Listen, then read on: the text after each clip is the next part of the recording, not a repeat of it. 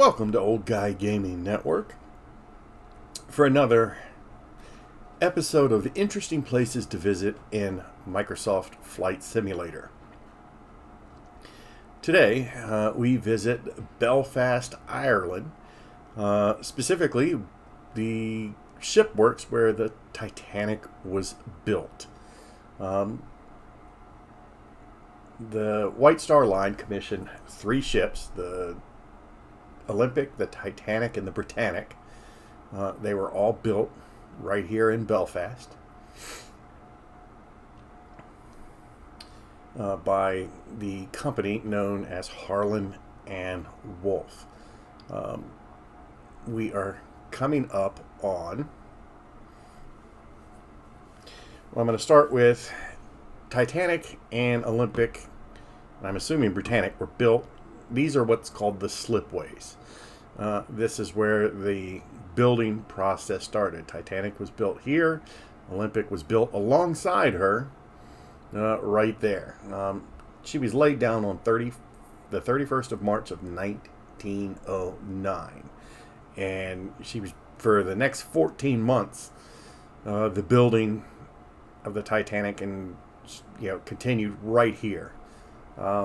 She was launched on 31 May of 1911, and what that means is she was sent down the slipways and floated.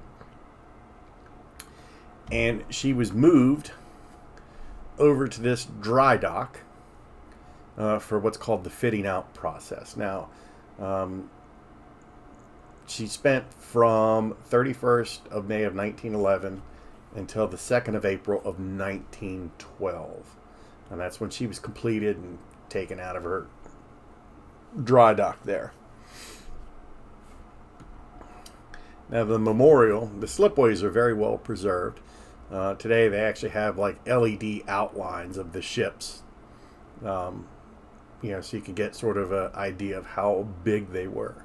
Now by today's standards, they weren't that big, but for their time they were the largest ships in the world. The Titanic, she measured 882 feet 9 inches long, or 269.1 meters.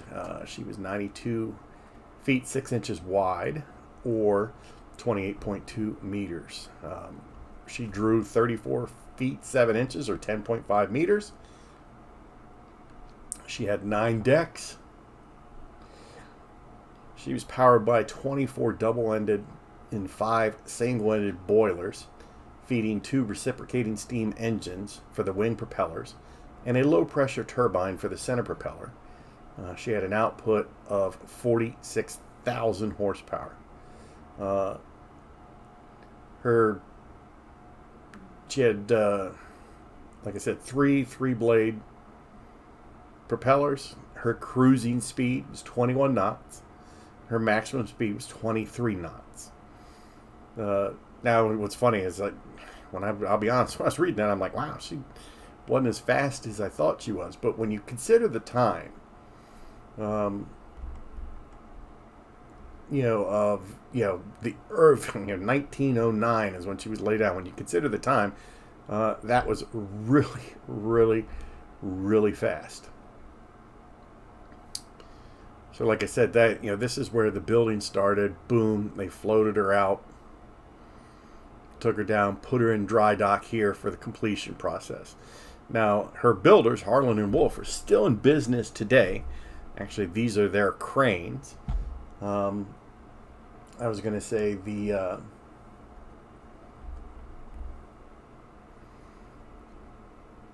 you can see their massive yellow cranes towering overhead, but they no longer focus on building giant ships, but have rather branched out into building bridges and renewable energy products. Now, the Titanic, the build site, the slipways, the dry dock, and all that kind of stuff, there's a museum there. It's not the only cool thing right there in Belfast. So this ship right here is the HMS Caroline.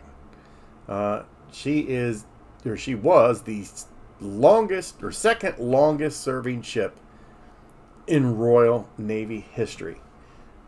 She was a C-class light cruiser for the Royal Navy that first saw combat service in the First World War and served as an administrative center in the Second World War. Caroline was launched and commissioned in 1914, and at the time of her decommissioning in 2011, she was the second oldest ship in Royal Navy service after HMS Victory.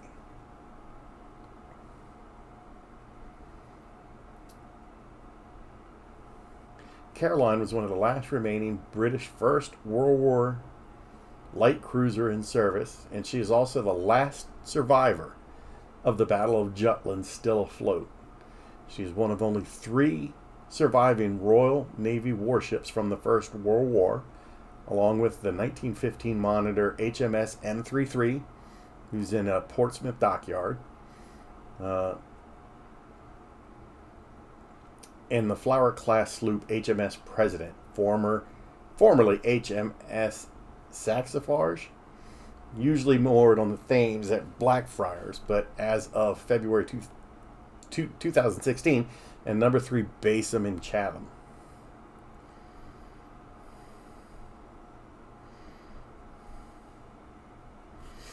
Now, also at the site, right here, let me see if I can get a little closer, is the location of the Ss Nomadic.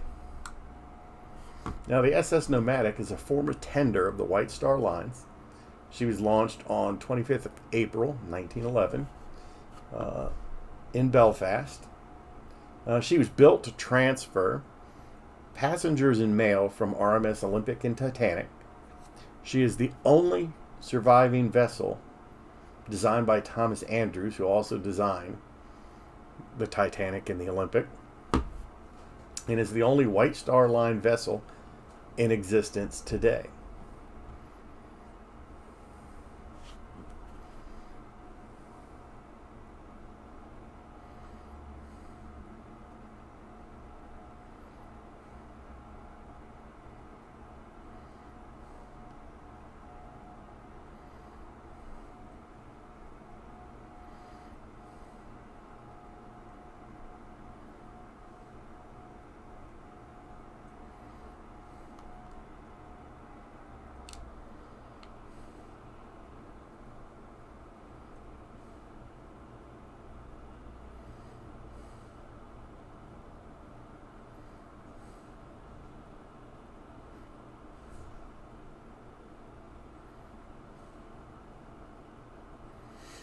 So yeah, when I zoom down here, you can actually see the H&W right on the cranes, Harlan and Wolff.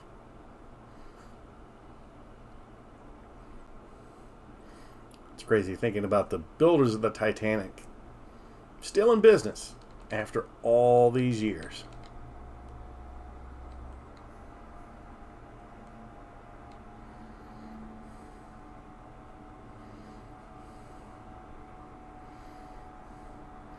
So I know it's short, but that concludes today's episode of Interesting Places to Visit. I hope you enjoyed it. Please leave your comments below and like and subscribe. And until next time, have a wonderful evening.